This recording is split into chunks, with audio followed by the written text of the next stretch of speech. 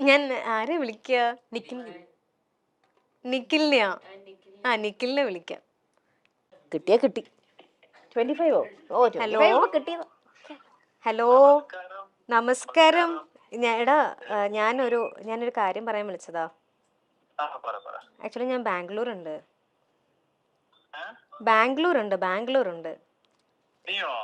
ആ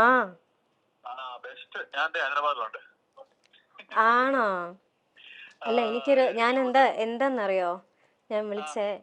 ആക്ച്വലി ഞാൻ ബാംഗ്ലൂർ വന്നിട്ട് ഞാനൊരു ഷോപ്പിങ്ങിന് വേണ്ടി ഇറങ്ങിയതാ. എന്റെ പേഴ്സ് കാണുന്നില്ല. അത് ആരോ കൊണ്ടുപോയോ എന്താ സംഭവം എന്ന് എനിക്ക് അറിയത്തില്ല. അപ്പോ എനിക്ക് ഇവിടെയാണെങ്കിൽ ഞാൻ ഷോപ്പ് ചെയ്തിട്ട് ഇങ്ങനെ വെച്ചേക്കുവാ. എനിക്ക് എന്റെ ഫോൺ മാത്രമേ കയ്യിലുള്ളൂ. എനിക്ക് കുറച്ച് കാശ് അയച്ചു തരാൻ പറ്റുമോ? എന്റെ കാർഡും ഇല്ല, ഒന്നുമില്ല. എനിക്കൊരു 5000 വേണമായിരുന്നു.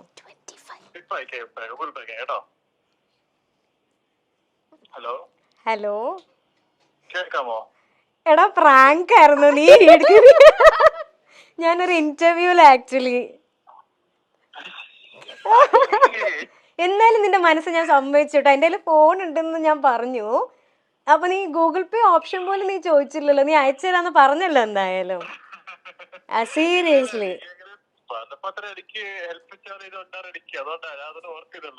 എന്താ എങ്ങനെയെങ്കിലും ഹെൽപ്പ് ചെയ്യണമെന്ന് മനസ്സിന്റെ മൈൻഡിലുണ്ടായിരുന്നു. നിന്നെ പറ്റിക്കാൻ ഭയങ്കര സുഖാണല്ലോ.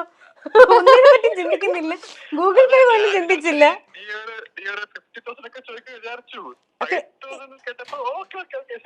50,000 ആണെങ്കിൽ ഇട്ടായിരുന്നില്ലായിരുന്നു അല്ലേ? ആ ഒരു ഉറപ്പ് അവനുള്ളത് കൊണ്ടാണ്. കൂടെ രമ്യ ചേച്ചിയാണ് ഇന്റർവ്യൂർ. ഒരു മിനിറ്റ് ഞാൻ കൊടുക്കാം. നീ ബിസി ആണോ? ഷൂട്ടിലാണോ? ഓക്കെ അപ്പൊ 2 minutes. ഹായ് നിഖിൽ. ഹായ്, സുഖാണോ? I M good. സുഖാ. ഓക്കെ. വെറുതെ നമ്മള് മേഘനയുടെ അടുത്ത് പറഞ്ഞു ഒരു ഫ്രണ്ടിനെ വിളിച്ചിട്ട് ഒന്ന് പ്രാങ്ക് ചെയ്യാനായിട്ട് ഒരു ടാസ്ക് കൊടുത്തു. അപ്പം മേഘന ഇങ്ങനെ ആരെ വിളിക്കും എന്നൊക്കെ ആലോചിച്ചപ്പോ ഫസ്റ്റ് മേഘനയുടെ മനസ്സിൽ ഓക്കെ നിഖിലിനിട്ടും തന്നെ പണി കൊടുക്കാമെന്ന് വിചാരിച്ച്. പക്ഷെ സമ്മതിക്കണം കേട്ടോ നിഖിൽ, ഞങ്ങളെല്ലാരും എന്നാലും ആ ഒരു നല്ല മനസ്സ് തന്നെയാണ് കേട്ടോ. അപ്രീഷിയേറ്റ് ചെയ്യണു. പിന്നെ നിഖിലിന്റെ ഓർമ്മയുണ്ട്, ഫസ്റ്റ് നിഖിൽ മലയാളത്തിൽ ഒരു ഇന്റർവ്യൂ തന്നത് നമ്മുടെ മൈൽ സ്റ്റോൺ മേക്കേഴ്സിന് വേണ്ടിയിട്ടായിരുന്നു. ഫസ്റ്റ് ഓർമ്മയുണ്ടല്ലേ? അന്ന് കൂടെ ഉണ്ടായിരുന്ന ഒരാള് പിന്നെ ബിഗ് ബോസിൽ ഇപ്പൊ വന്നു അല്ലേ? അതെ. അപ്പൊ ഓക്കെ. എന്തായാലും ശ്രീതു അല്ലേ ഇപ്പൊ പോയത് ബിഗ് ബോസില്? കൂടെ ഉണ്ടായിരുന്നു. ഹലോ, ശ്രീതു അല്ലേ ഇപ്പൊ ബിഗ് ബോസിൽ പോയതെന്ന് പറയതേ? ഓക്കെ. ഇവിടെ എല്ലാരും പറയും എനിക്ക് നമ്മൾ നേരിട്ട് പരിചയമില്ല, പക്ഷെ ഇവിടെ എല്ലാരും നമ്മുടെ ടെക്നിക്കൽ സൈഡില് നമ്മുടെ ക്യാമറ, നമ്മുടെ പ്രൊഡ്യൂസർ, ഇവരെല്ലാരും എപ്പോഴും പറയും നിഖിൽ വന്ന ഇന്റർവ്യൂ വളരെ നന്നായിരുന്നു, വളരെ പാവമാണ്, നല്ല ഒരു ചേട്ടൻ, നല്ലൊരു വളരെ നല്ല സംസാരം ഒക്കെ ഇവരെല്ലാരും പറയും. എപ്പോഴും ഇവര് പറയും നല്ല ഒരാളായിരുന്നു എന്ന്. ശരിക്കും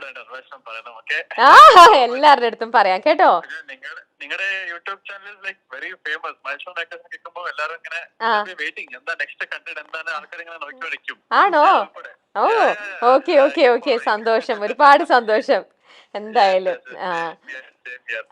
ഓക്കെ നിഖിൽ, അപ്പൊ നമുക്ക് കാണാം ഉടനെ തന്നെ. ഓക്കെ, ഒരു ദിവസം കാണാം. ഓക്കെ, ശരി, ബൈ, താങ്ക് യു.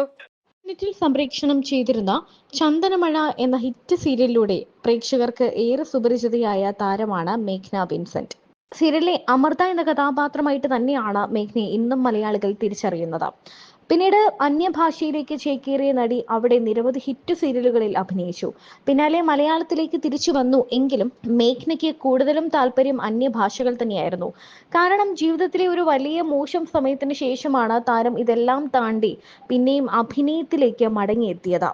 മേഘ്ന വിൻസെന്റിന്റെ കാര്യം പറയുകയാണെങ്കിൽ മേഘ്ന എന്നും ഒരു നിഷ്കളങ്കയായ ഒരു പാവം പെൺകുട്ടിയാണ്. മേഘ്നയുടെ ഇന്റർവ്യൂ ഒക്കെ കാണുമ്പോൾ നമുക്കറിയാം ഇത്രയും നിഷ്കളങ്കയായ വളരെ ഹോംലി ആയ ഒരു പെൺകുട്ടിയാണ്. ജീവിതത്തിൽ ഇത്രയൊക്കെ വലിയ സംഭവങ്ങൾ ഉണ്ടാകുമെന്ന് പ്രതീക്ഷിക്കാത്തൊരു പെൺകുട്ടി. ഇപ്പോൾ തിരിച്ചുവരവ് ഡിപ്രഷനും ഒക്കെ താണ്ടിയായിരുന്നു, ഡിപ്രഷൻ എല്ലാം കഴിഞ്ഞ് എല്ലാത്തിനും അമ്മ ഒപ്പമുണ്ടായിരുന്നു എന്ന് മേഘ്ന പറയുന്നുണ്ട്. മേഘ്നയുടെ ഈ മടങ്ങിവരവ് നിരവധി ഹിറ്റ് സീരിയലുകളാണ് മേഘ്നയ്ക്ക് സമ്മാനിച്ചത്. എന്നാലും ഇപ്പോഴും അമൃത എന്ന് വിളിക്കുമ്പോൾ താൻ അറിയാതെ തിരിഞ്ഞു നോക്കാറുണ്ടെന്ന് മേഘ്ന പറയുന്നു. മേഘ്നയുടെ അടുത്ത സുഹൃത്താണ് നിഖിൽ. അമ്മയറിയാതെ എന്ന സീരിയലിലെ നായകനായി നമ്മുടെയൊക്കെ മനസ്സിൽ ചേക്കേറിയ നിഖിൽ.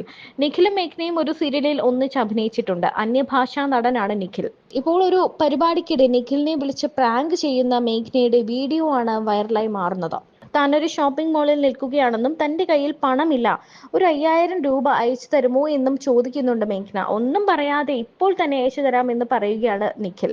ശരിക്കും പറഞ്ഞാൽ ഇവരുടെ ആ സൗഹൃദവും ആ നിഷ്കളങ്കമായ മനസ്സുമെല്ലാം ഇതിലൂടെ തുറന്നു കാണിക്കുന്നുമുണ്ട്. പക്ഷെ അതല്ല, ഞാൻ അല്ലായിരുന്നു എന്നുണ്ടായിരുന്നാലും ഇന്നത്തെ ഒരു ഇന്റർവ്യൂവിന് വിളിച്ചിരുന്നാൽ തീർച്ചയായിട്ടും മേഘന വരില്ലായിരുന്നു. അങ്ങനെയല്ലേ ചേച്ചി? വിളിച്ചപ്പോ തന്നെ ഞാൻ ചോദിച്ചു, പാമ്പാണോ മനുഷ്യൻ മേടിച്ചു പോയി? ഓ പാമ്പാണോ? പാമ്പല്ലേ ഇന്നാ? റബ്ബർ പാമ്പ്, ഒറിജിനൽ പാമ്പ് പിടിച്ചു തന്നെയാ റബ്ബർ പാമ്പ് കാണിച്ചു. എന്തിനാ കുട്ടി പേടിച്ചേ? എന്തിനാ കിടന്ന് കീറണോ? വല്ലതും ഇടിഞ്ഞു പൊളിഞ്ഞ് വീണാലോ? എനിക്ക് പാമ്പിനെ പിടിച്ചിട്ട് ശീലമൊന്നും ഇല്ലല്ലോ. എനിക്ക് അതൊന്നും. ഇതാണെങ്കിൽ സാരിയിൽ കിടക്കണം. എന്ത് സാധനം, ഇനി ഇടിഞ്ഞ് താഴത്തേക്ക് പോവാണോന്ന് അറിയില്ലല്ലോ. അതുകൊണ്ടാണോ? ഒറിജിനൽ പാമ്പ് പിടിച്ച തന്നെയാ ഈ റബ്ബർ പാമ്പ് കാണിച്ചു പേടിപ്പിക്കണേ. അല്ല, എനിക്കതിൽ ഏറ്റവും ഇഷ്ടപ്പെട്ടത് പേടിച്ച് വരച്ചിട്ടേ അയ്യോ അയ്യോ എല്ലാം പേടിച്ചിട്ട് ഓ പാമ്പായിരുന്നു ഒന്ന്. പാമ്പിനെ കണ്ടപ്പോ പേടിയേ ഇല്ലെന്നായോ? അങ്ങനെയല്ലേ ചേച്ചി, പാമ്പിനെക്കാട്ടി പേടി മനുഷ്യരെയാ, സത്യം പറയാലോ.